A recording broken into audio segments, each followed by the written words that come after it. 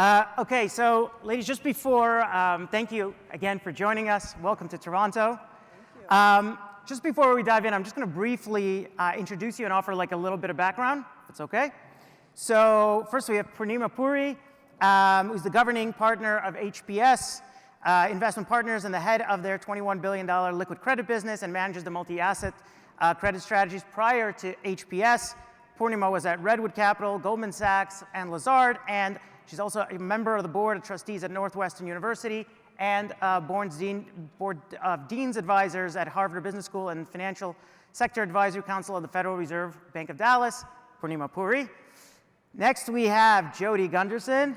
Jody is the managing principal of AB CarVal, managing over $16 billion across different businesses and strategies, including clean energy, asset-backed securities, mortgage-backed securities, and collateralized loan obligations. And prior to joining AB CarVal, Jody was at PwC and started as a certified public accountant. Thank you.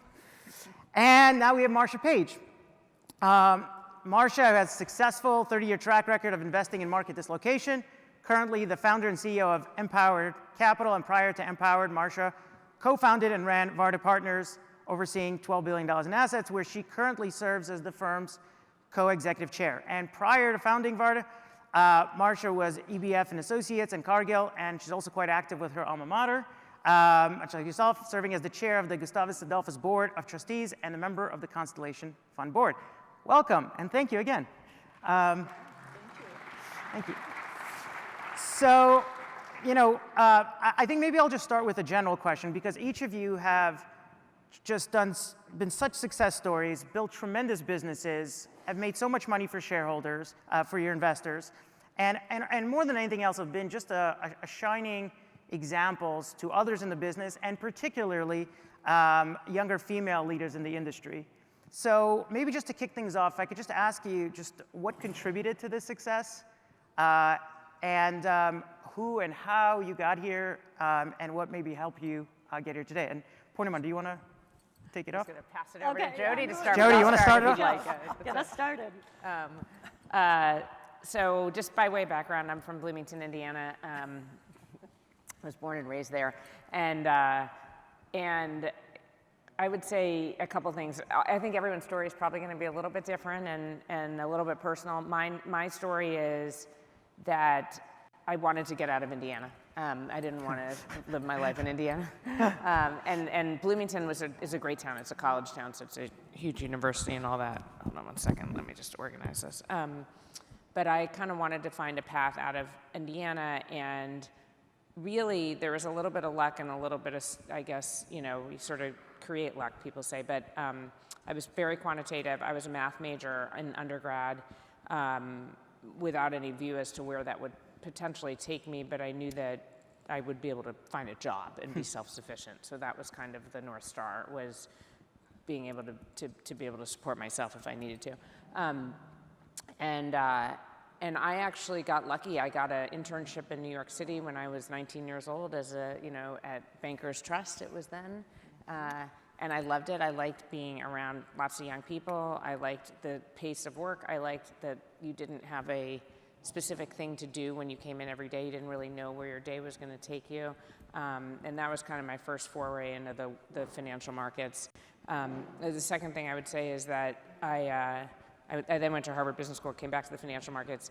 I went to Goldman, and I found myself in a place where I liked the trading floor dynamic, because I thought that it was a lot more empirical in terms of how you can kind of measure yourself, and that was a more comfortable place for me to live, because I knew that there was a number on a piece of paper that I could look to. So, and then the final thing I would say is that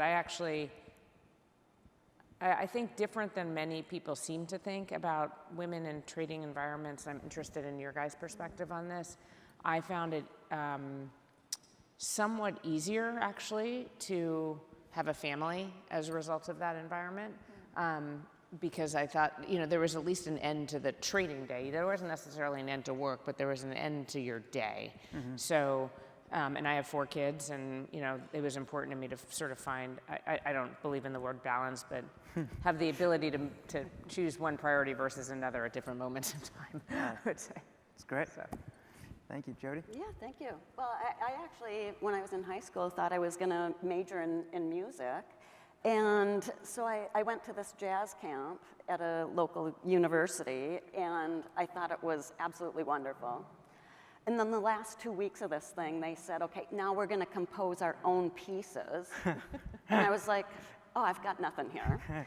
And so I went into accounting, went to business school, and thankfully so, because it's absolutely so suited me. And when I think of contributions that I've made to the business at AB CarVal, I think three things. One is I love it. I've always loved everything about it, the markets, the macro, the transactional activity, capitalizing on opportunities and trying to make money on things. I don't have to drag myself out of bed in the morning. I think that's a big part of it.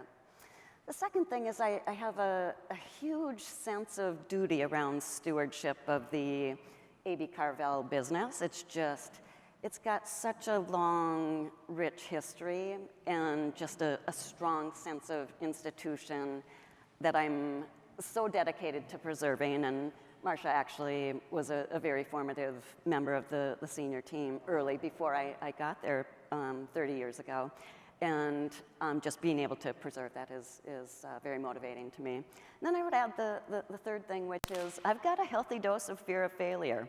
And it is very motivating, actually, and don't feel bad about me. It just although sometimes it is painful. One of the things that the women at CarVal recently did was go through a leadership development program. And have you guys heard about this Enneagram personality assessment? They all did that, and they're like, Jody, do it. And I was like, I didn't even have a label for this fear of failure. And it's actually, in the positive, it's motivation for success. But when it goes too far, it's fear of failure. And it's been very motivating for me in all the best of ways, even though at times it's painful. Fantastic. Thank you. Marcia? So I came to investing kind of in a non-traditional way. I was going to be a pharmacist and a music major, so that's how I started, but ultimately started as a financial analyst, a corporate financial analyst at CarGill. And one Friday afternoon, I got a call from a person named Bob Lumpkins, who ultimately became vice chair at CarGill. And he said, hey, Marcia, do you know what a high yield bond is? And I kind of hedged my bets a bit and said, sure, I think I can figure it out, Bob, and spent the entire weekend ferociously working on this high yield bond, and came in Monday morning, and he and three others basically went out and bought $5 million of bonds on my 25-year-old recommendation. That's how I got onto what was then the beginning of a trading desk at CarGill. So when I think about what made a difference in my career, and I think about it today, I've had to reflect on this a lot. I had a sponsor very early in my career, different than a mentor. Bob put chits on me. He made sure I had visibility to senior leadership. He made sure I had really interesting projects, and he helped make that all happen. And at CarGill, in those days, we were committing capital very early on. So I had capital, I was able to commit, and I had sponsorship very early in my career. And those two fundamentals, I think, are what really put me on the ability to kind of move forward. From a personal standpoint, I've also reflected on this a lot. I think I brought confidence. Women tend to want to tick the box on all of the competencies and requirements for the next job, for starting their next role, a promotion, or a new company. And I'm probably more like men. I'll do it at 60%, 70%, 80%, and assume that I can figure it out as I go. So I think that natural confidence helped a lot as well. That's cool. All right, no, thank you. So when you guys are looking at the world today, and particularly the macroeconomic reality in which we find ourselves in, what unique perspectives do you think you bring to bear, and how does it shape either the way you're thinking about your portfolios or capital allocation? I know, Purnima, if you want to lead off on this one. Yeah, I think when looking, so my day job is to run our liquid credit business at HPS. And what that means is buying investment grade bonds, levered loans, high yield bonds, distressed securities, structured credit, et cetera, across the spectrum. Underlying that is obviously sort of corporate health, right? Because everything you're doing, even the CLOs, is just, the look through is 250 corporate issuers. I think the unique perspective that HPS has, which we can add into our toolkit, is we have a $75 billion private credit business. And that private credit business is a series of portfolio companies where the way we have structured our business is we generally either control or own the whole tranche of whatever that part of the debt stack might look like. What that means is when people talk about private credit, originated credit, you get a lot of information real time. And that has actually helped us a lot, I think, on the liquid side. So, what does that mean specifically? It means industry trends. It means talking to management teams that are on the ground. Are we going to see labor continue to inflate in the healthcare space? What are we seeing in terms of renewal cycles in certain parts of the software space, security, et cetera? So I think having that private business is super helpful. So I think that's one thing. I think the number two is our leadership team. We're old. We've been around a long time. So why is that relevant? It's relevant because we've seen a lot of crises, ranging all the way back to sort of 98 was EM and 02 was corporate fraud and 08 was GFC, and we can keep going. But I think having, it's reps. I think a lot of investments are seeing a lot of things over a long period of time and a lot of repetition. Each crisis in that example is different. Managing risk through those crises are different, but the underlying toolkit tends to be pretty similar, and you generally take away one or two lessons after each of them, because generally people don't have all wins in each of those. So I think I would say one is access to information from our private credit business. Number two is having had a decent amount of experience across various market cycles that are all very different. And therefore, what are you seeing today in the macroeconomic landscape? In other words, how are you, is there a construct or paradigm through which, or lens through which you're looking at it? Yeah, I think we're in a new paradigm. I think that, we have not been believers of sort of the Fed cutting rates and inflation being under control and all that. I think, I kind of think we've gotten a little too cute for our own good, meaning that, whether the Fed hikes one more time, 25 basis points, whether they don't, it doesn't matter. I think we're sort of in this paradigm of, 4 to 5+% rates, period.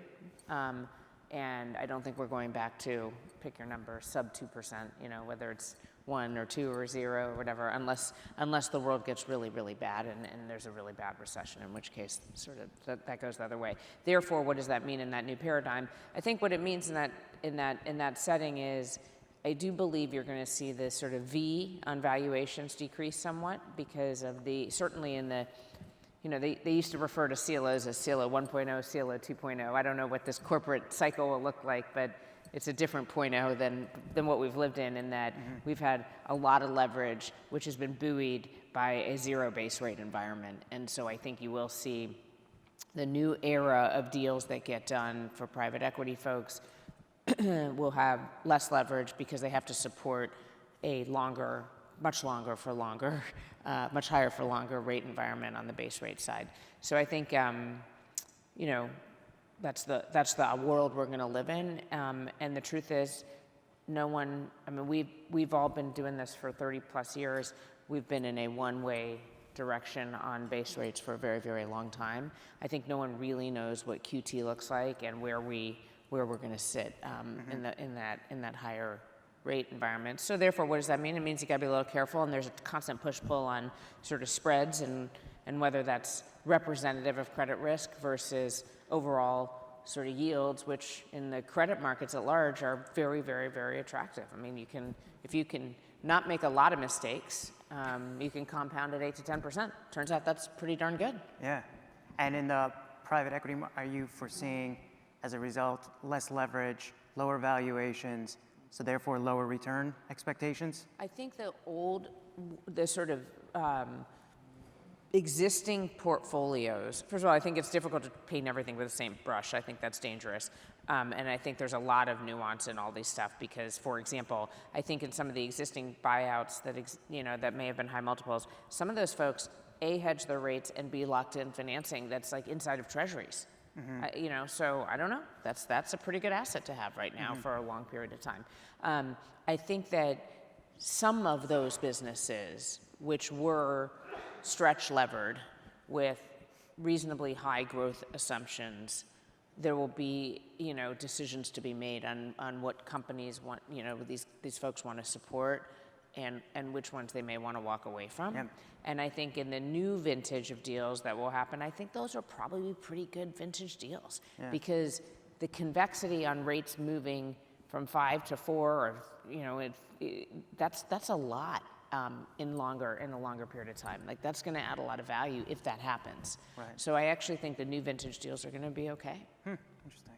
Jody, what are you seeing from a macro lens, and how's it affecting your portfolios or your thinking?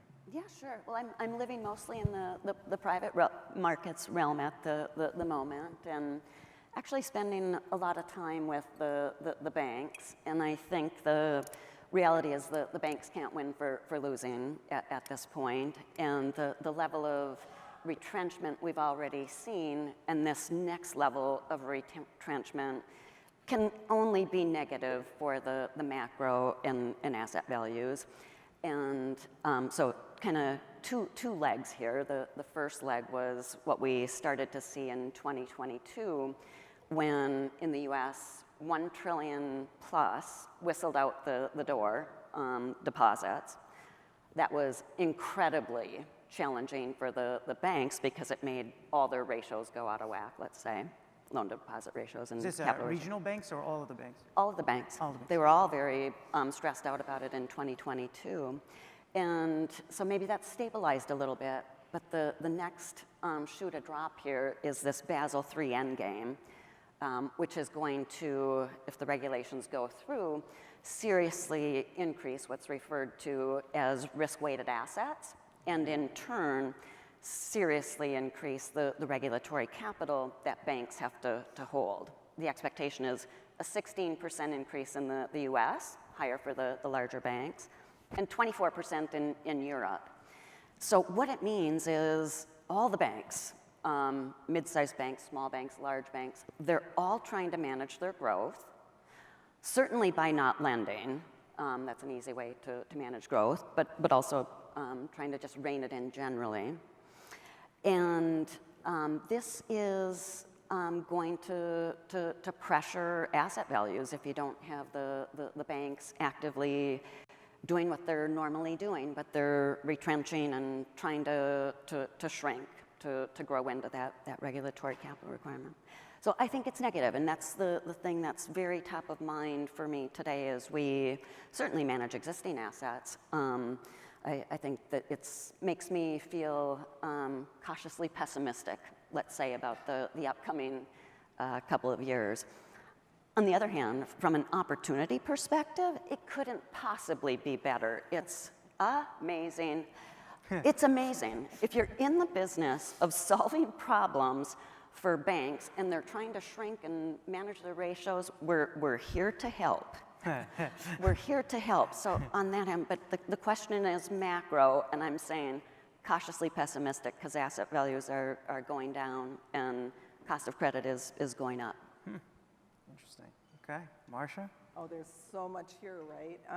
I think similarly, having been in the business for a very long time, having been through a ton of cycles, but also starting two investment management firms, building part of our business at Värde in London and moving our family there, and then being on multiple investment committees across colleges, endowments, a community foundation, and family offices of different generations.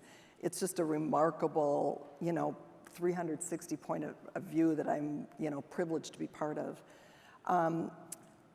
I tend to agree on some of the pieces that are being brought here. I think the market tends to underestimate how long it takes for interest rates to roll through the system and through the economy. And I think that's a theme I heard here. I heard Jeff mention it in the previous comments as well. Rates, US 10 and 30-year rates flirting in and around 5%, and the increased volatility in that is not something the market participants have experienced. And I also share the view that I think we're in a period we're going to have a more permanent level of inflation going forward. So it puts me in the cautious category as well. What it has meant, I think, very much so, is that there are major capital gaps out in the market. And this is, if you want a solution, here we are, kind of opportunity sets here and now. Particularly, I think, in private credit alternatives, which have been disintermediating the banking system since the global financial crisis, and it continues to be the case, and in areas like structured credit. So there are here and now opportunities, but I'm very much in the camp of, I think it's early days. This is a cycle that's going to be playing out over a multi-year period of time, and those less quality-oriented or management teams that haven't been through a cycle or more stressed or distressed opportunities, I'd be patient and let those motivated sellers come to us. And Marcia, maybe I'll just stay with you. I mean, you've been in this business for decades. I shudder to say how many, because people don't know you started at 12. But but how, over that period, how have you seen the evolution of credit unfold, like in terms of whether it's a business model or whether how we're looking differently today at it than 20 to 30 years ago? And therefore, what does that mean for investors like those in the room about how they're thinking about the opportunity set? Yeah, thank you. Actually, today is kind of an auspicious day. 30 years ago today, my co-founders at Värde, George Hicks, Greg McMillan, and I signed a 2-page term sheet to start Värde Partners on this day 30 years ago. So it's very exciting. I know, right? Thank you. So now that I've dated myself, when we started the business, it was definitely a cottage industry. I mean, there were relatively few players. Returns were high. There was relatively modest competition. And we had tools in the toolkit that most of a long-only world did not have. So we were trading, back in the day, capital structures in RJR by being long one part of the capital structure and short the other, and these complicated pieces. Most people didn't have the ability to even short. Just to put it in perspective, we were trading bank debt on a bespoke basis before banks knew that we were actually, a secondary market was developing. So just to kind of put that in perspective, and it was a super lightly regulated environment. I think the GFC changed everything, and to me was the real switch in gears for what we have today, which is a incredibly intense, sophisticated, competitive, massive alternatives industry, and one that is partly by virtue of the GFC and together with the banks increasingly regulated, and has basically moved organizations to operate generally at a much more scale-oriented environment. Your cost structures have gone up. The large firms continue to grow at a much faster growth rate than smaller firms or even experienced talent in smaller firms. So the business has migrated to something that's very efficient, operates at scale, and has basically blurred the lines between different asset types. Back in the day, it was credit. Now you're really dealing with the entire structure all the way from credit to private equity in many of our organizations. So a fundamentally different business model today, and one that tends to operate at scale. And so what advantages or disadvantages or opportunities does that convey for private investors, families, and so on? Well, one of the other things that happened, I think, post-GFC is investors started consolidating their relationships as well. So fewer line items with fewer managers. And I think that that has helped, obviously, in terms of being able to have more, the investors having more power in the conversation, I think in a good way. And then basically been able to move from what it might have been, okay, here is a hedge fund and a flagship private equity offering, to let's have a conversation about how we can meet you as an investor. And so the range of types of structures and the ability of investors to be able to even pinpoint their exposures, what they want it to look like, and then be in a meaningful conversation with a manager, I think is completely reshaped the industry for investors. I think a little bit the flip side is that some of those pieces, some of those more niche-oriented opportunities may be getting a little bit lost in the shuffle. So think about lower middle market as large private equity firms have gone to enormous scale. Some of the old non-performing loan portfolios that we used to do that are super niche and small balance, that really has become a niche credit business and one that's not necessarily going to be represented in a very large credit firm.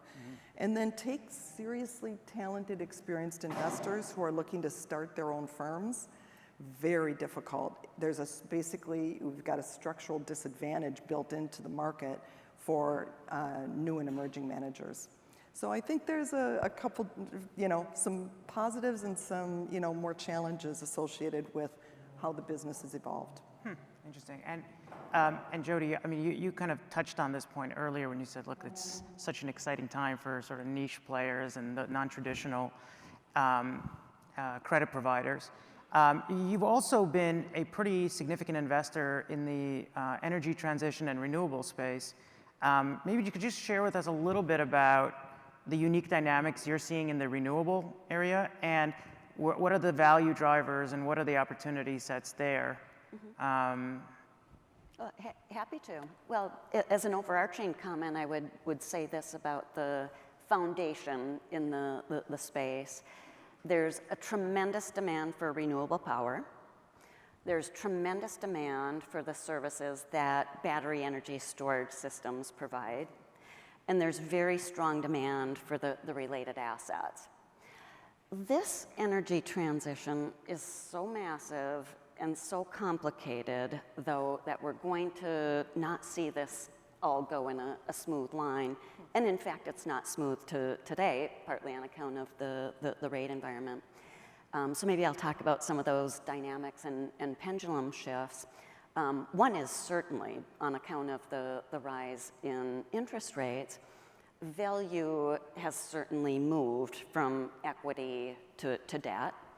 And so it is incredibly attractive in today's environment to be a lender to developers of various kinds of clean energy projects, whether that's solar, battery storage, energy efficiency, across the spectrum. That's really attractive.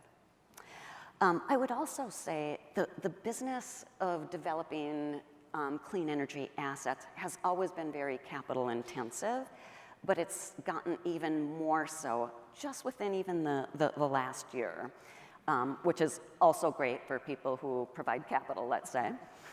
And so one of the ways it's more capital intensive is developers have to put up much larger deposits to the utilities to get a spot to interconnect to the grid. They've also got to put up much higher deposits to order equipment. And so that increased capital intensity has changed the leverage and negotiating power as between capital provider and developer in favor of the capital.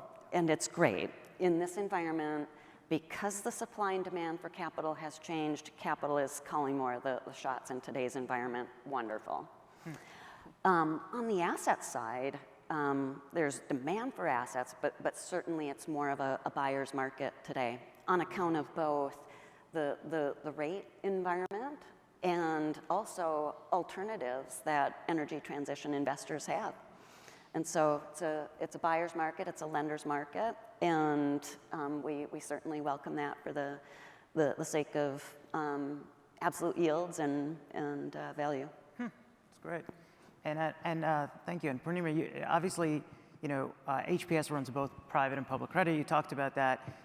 You sit on the investment committee for all of HPS's strategies, but you're obviously running the public ones.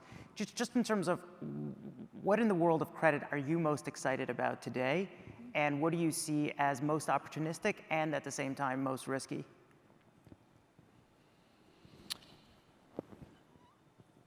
So I would say the most exciting, and I think you've heard this a little bit, is the private credit space. I think that it's important to delineate that space because there are a whole bunch of folks that are that have raised funds that are operating companies that are much smaller. There are not as many folks that are operating in companies that are much bigger, only because the size of those businesses and the ability to lend in those sizes. So the shift Marcia mentioned on sort of some of these changes, one of the biggest changes has been the ability for some number of folks to hold very, very large amounts of private credit paper on their balance sheets. I think that is a really interesting opportunity. There's a lot of undercurrents that are going on, and I don't want to go down too deep on the rabbit hole, but for example, in the syndicated loan space, there's a lot of CLOs that are coming out of their reinvestment periods. What that means is that companies that need to refinance may or may not have as big of a robust balance sheet from the buyer base they're used to going to, which are the CLOs, unless the world sort of stabilizes in terms of the math for a CLO equity. Assuming it doesn't for a second, that means that those companies need another funding sponsor. And I think you've heard from Jody and Marcia, the banks aren't really in the business of lending as much anymore. And therefore, I actually think the private credit space is going to grow massively. And the one thing I do want to say about this, because I think there's a lot of misnomers here, is that growth, those companies exist. This isn't like come out of just the air. This is not some bubble that's emerged. In fact, this market is taking share from banks, and it's taking share from the syndicated loan market, and in some instances, the high yield bond market. So, and it will encroach on BB credits as well, I think, because as people adjust their yield hurdles, you'll see more and more of that. So this is a share shift, and I think that's important to recognize, because I think some have had the view that this is a bubble, and where's this all coming from? And that's where it's coming from. It's coming from banks and syndicated. So I think the opportunity in private is very real. I think the biggest risk, I actually think sort of these short maturity syndicated loans are a humongous risk in the market right now. Why? Because, and you're starting to see some of that, and it's more and more common, I would say, to certainly evaluate it. But company has a maturity, they've got a problem, they need to solve it. They have a private equity sponsor, the market's not robust enough, it's slightly over-levered. What are you going to do? You're going to move your assets around on the Titanic and try to make sure you create the ability to live for another day. And in doing so, there are lots of creditors that are being impaired pretty drastically. So I think the words that are being used are creditor on creditor violence and all this. I don't know what the right words are. I think the P guys are doing what they're supposed to do, which is they're a fiduciary and they have the ability to sort of move assets around to enable them to hopefully buy some time to get to the other side of the world we're living in. So I don't think there's anything that they're doing that's untoward. I mean, they're allowed to do it, and I think creditors are protecting themselves as aggressively as they can, and the fallout is pretty grave. What does that mean? It means that I think smaller credit folks are in deep trouble because they don't have the resources, they don't have the balance sheet to support their credit, they don't have the restructuring teams in-house to help figure out what's going on, and importantly, they don't have a private credit fund to say, hey, you need a solution, we can give you a solution. We're going to be in the room. We're going to be in the room. You may not like our solution, but we can actually give you something to work with. And then the last thing I would say, you said on opportunities, and this is a little bit of a nuanced opportunity, but I think the world of liquid distressed investing has changed a lot also, and for a lot of the reasons that Marcia and Jody have talked about sort of holistically. One of the big things also, though, is there's a huge information disadvantage. There's been a moment in time where the syndicated markets have said, hey, you have to put numbers out, but you don't have to do an MDA. You don't have to do a conference call. We don't have to talk to our investors. It's insane. I mean, it's really insane. So what I think that means, and this legs into the opportunity, is that for the old school distressed investor, it's very, very difficult to get information on businesses. For those people that I think we're all sitting in sort of spots of, we all have pieces of our businesses where we can participate in this, but the kind of new world of that stress type investing model, I think that's interesting is in these liability management exercises, senior financing, enabling some capital structure reorg, and it may not be a 20% opportunity, it may be a 15% opportunity, but it's top of the stack, very, very good LTVs, really well protected, and I think that sort of in those stressed capital structures where you're sitting in that, it's almost like the new version of what used to be sort of dip financing, except that they're not bankrupt companies. Yeah. And I think that's neat. I think that's a good spot. And wait a minute, just in terms of, and just want to stop on this point, that the issues in the corporate debt markets, like where everybody refinanced when rates were low, so there's some runway. When do you actually anticipate that stress hitting the markets? Like at some point they have to. Yeah. So the numbers are very squishy, but I'll give you what the numbers are. So if you start at the sort of most safe stuff, the U.S. Treasury market has about 30% of its paper rolling over or repricing, if you will, in the next year. So we're going from much lower rates to much higher rates. Now, 30% is not a big number. That's been 30% many, many times. It's been as high as 40%. What's new is that we're at a 5.5% number, 5.5%, T-bill rate. That's the new. So that's what's going on in the Treasury market. In the investment grade market, it's roughly 30% in the sort of next 12 to 18 months. That's a huge number as well. In the levered market, high yield and loans, the reason the numbers are squishy is because there's a core, so there's a number on high yield and loans that mature, and I think it's inside of 25 is like $286 billion. Fine. That's not squishy. What becomes squishy, and you'll see numbers for the loan market and high yield market that are as high as 30% of the market, 35% of the market, is an assumption around companies that don't wait to the last minute to refinance their paper. So, if you include 26 maturities and you say, hey, most folks do this 12 to 18 months inside of 2026, you will hear numbers that are circa 25 to 30% of the leveraged credit markets. So you got a whole bunch of supply, we haven't had any. You got a buyer base that's totally shifted because a lot of people have their own problems, number one. A lot of foreign buyers have FX volatility they've lived through, which is a nightmare. And a lot of foreign buyers, on the govy side, have their own backyard they can play in now. So I think you're going to see a lot of technical pressure, which is going to push some spreads. I don't think things are going to fall out of bed, but it's going to push stuff wider for sure, I think. And so there's going to be a plethora of opportunities across. If you start with equities credit, there's so many opportunities across the credit space. If you have liquidity, you can do you can do 5.5% T-bills. You can do investment grade at 7%. You can do high yield loans at 8 to 10%. If you don't have liquidity problems, you can do private credit anywhere from 12 to 16, 17%. I mean, there's no reason you shouldn't be moving a lot of money into the credit world in the next several years. I can't come up with a reason why one wouldn't. Yeah, no, I appreciate that. Marcia, I wanted to maybe miss the obvious point is that you've transitioned from a larger private credit business and then to start MPowered Capital. And could you maybe share with us, what it is, why you're passionate about it, and what unique opportunity or dislocation you're capturing by running MPowered Capital? Yeah, no, absolutely. So in 2015, I moved from that co-CIO, co-CEO role at Värde, and I'm still co-chairing the firm, and really started doing just some interesting research, prompted by the fact when I finally had time to kind of look up and look around, I'm like, where did everybody go? Where are all my female cohorts? This is the first time I've been on an all-women's panel ever in my career. And it prompted a couple of bits of research over a multi-year period of time, actually, but two pieces which really influenced my thinking. One, that there is alpha to be gained. Diverse teams tend to outperform their non-diverse peers. And then a stunning number that was provided by the Knight Foundation that actually blew me away. 1.4% is the number.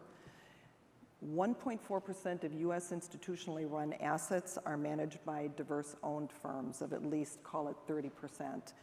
I was just blown away by that number, and it my capital dislocation antenna went up, like my colleagues here, and it was like a massive opportunity to take advantage of the dislocation between experienced, quality talent, over 800 private alternatives firms, and the amount of actual capital flowing to them.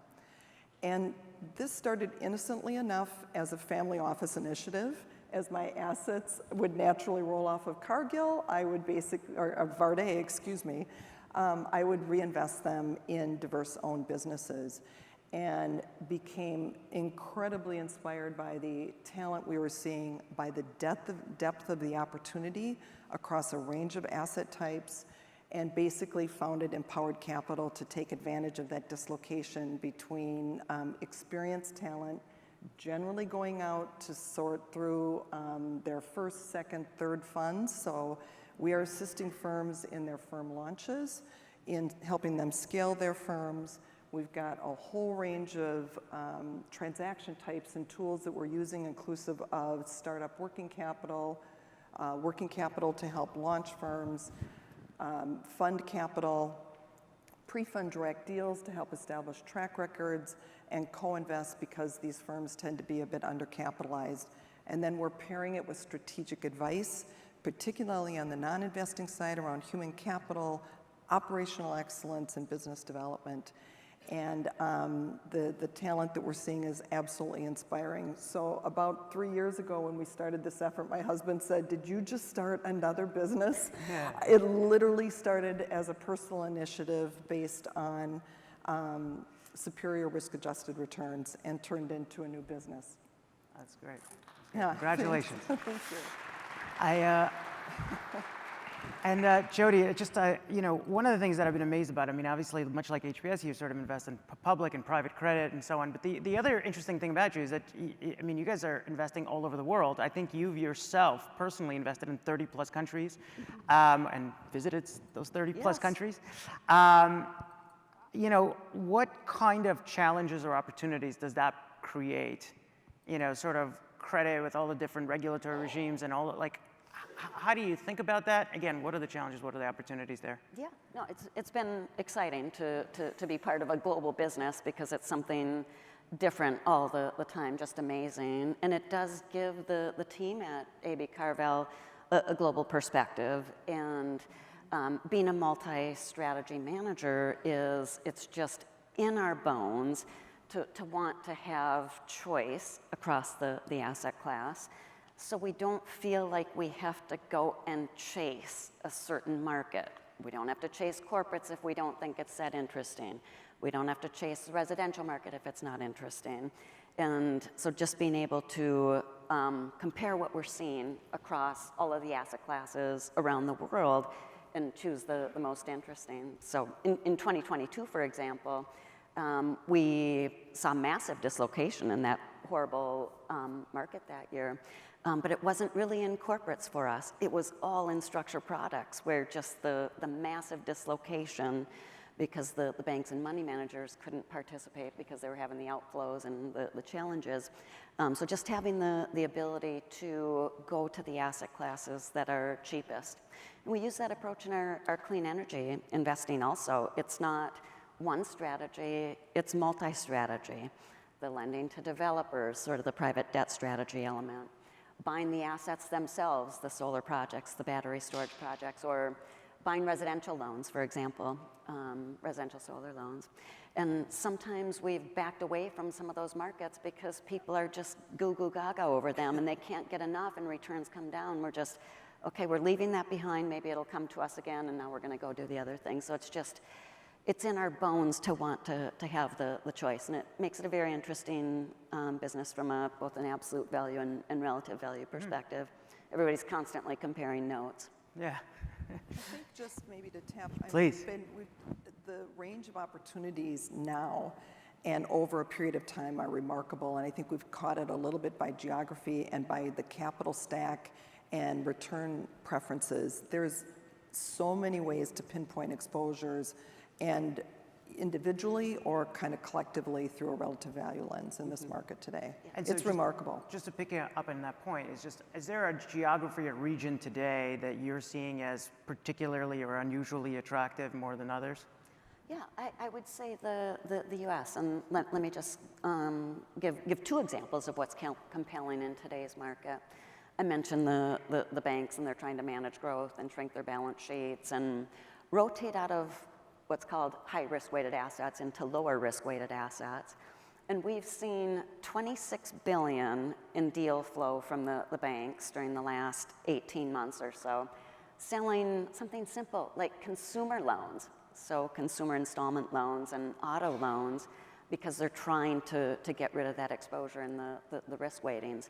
That's really compelling. You need to be able to price the things, assuming, back to the cautiously pessimistic, a deterioration in the macro and a recession, and how's the consumer going to hold up. So we're certainly not going to win everything we bid, but there's a tremendous amount of deal flow there. And then also in the commercial real estate debt markets, I mean, you talked about the maturity wall in the corporate space. There's $2.75 trillion in commercial real estate loan maturities through 2027. And a big portion of those loans aren't going to be able to get refied without the sponsor putting more capital in. And so that's a fantastic opportunity. And you know, in some of these environments historically, the banks have been all about the pretend and extend. But just a quick example of something that we see as opportunistic in today's environment. We just provided financing for a hotel sponsor in New York, 5-star hotel, very nice property.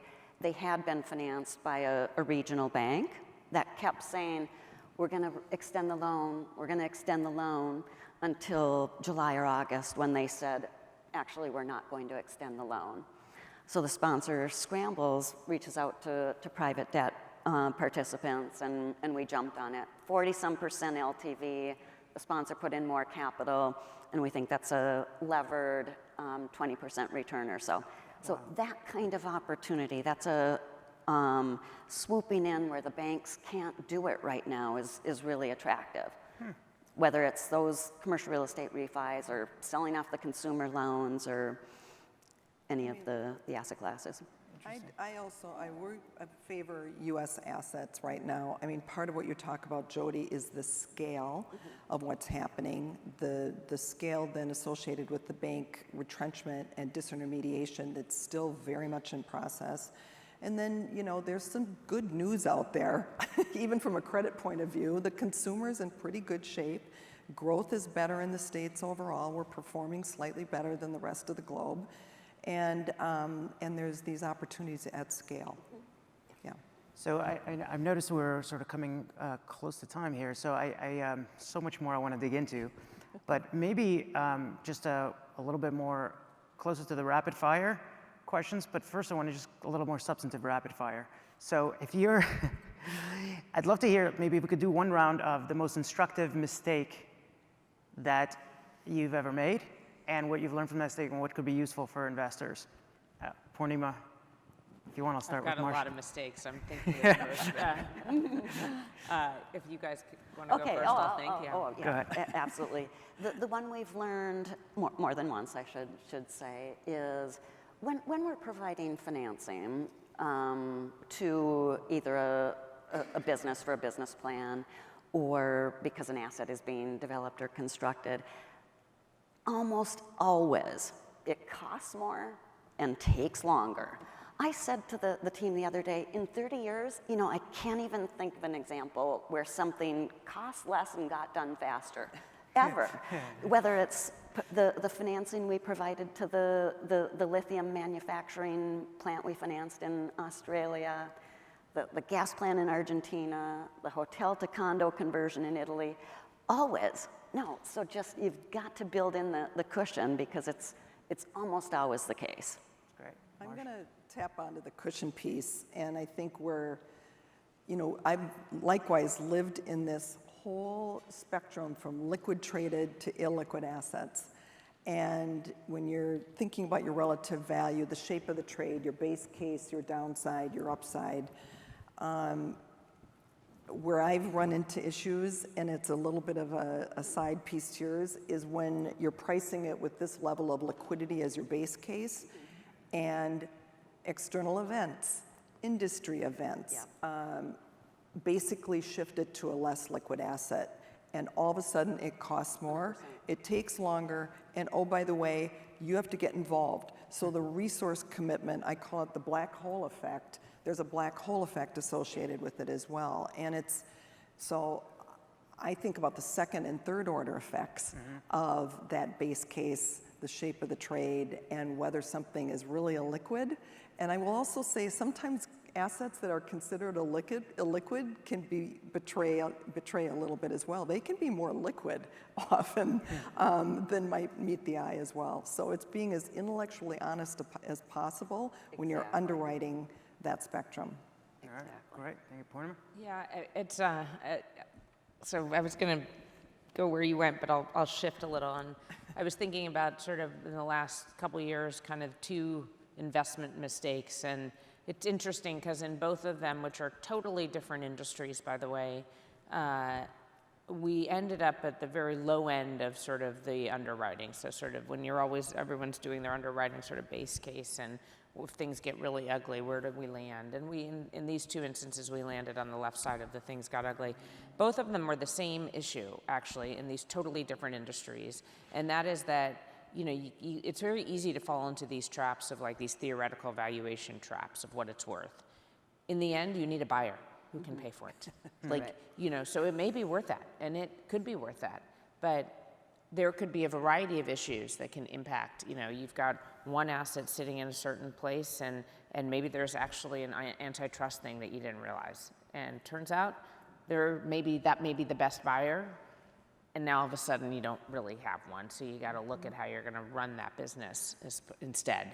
In another instance, we realized that the inflated valuations were largely a function of low base rates. And so therefore the number of buyers shifted dramatically because of the ability to access financing. So I think, it's a little akin to what Marcia and Jody are saying, but in the more specific cases that I'm thinking about, I would say knowing what your exit is and how reliant you are on what that single source of exit is. Like, you need multiple paths out when something goes sideways. And what percentage of the total deal cash flows is it? Yeah. And maybe parting advice for families, private offices, private investors, and family offices? Jody, maybe I would say the same thing that I go around saying internally and driving people crazy with, which is I don't want to see anything regular way at this point.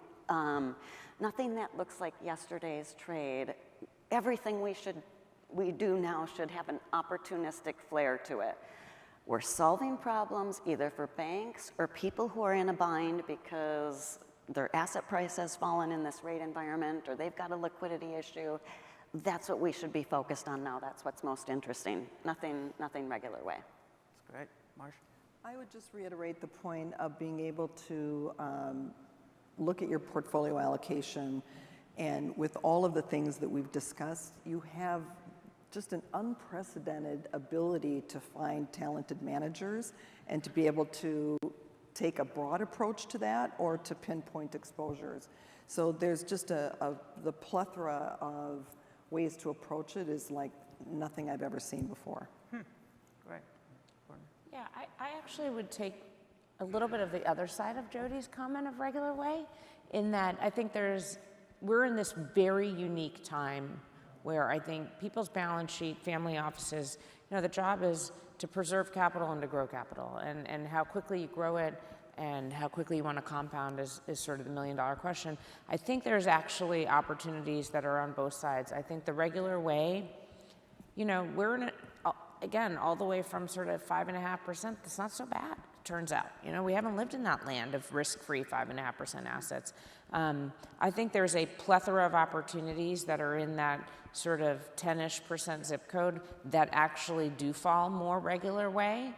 which I think is pretty attractive. And I think there's a ton of opportunities, as Jody's talked about, which are much more opportunistic, ranging across whether it be corporate, whether it be real estate, whether it be securitized credit, and we've talked about all these different things. So sort of picking your denominators in these various buckets, I think, is really important. But I think regular way and compounding we're in a unique moment for that as well. Okay. All right, we have 2 more minutes for a little bit of a lightning round, and we're going to get personal here. Purnima, favorite guilty pleasure? Ice cream. Ice cream. Okay. Jody, favorite go-to workout? Yeah, I would say a game changer for me is, I saw a couple years ago, instead of having a snack, have an exercise snack. The 5 or 10 minute Peloton classes, bang on, game changer. Marcia, if you were going to write a book, what would it be about?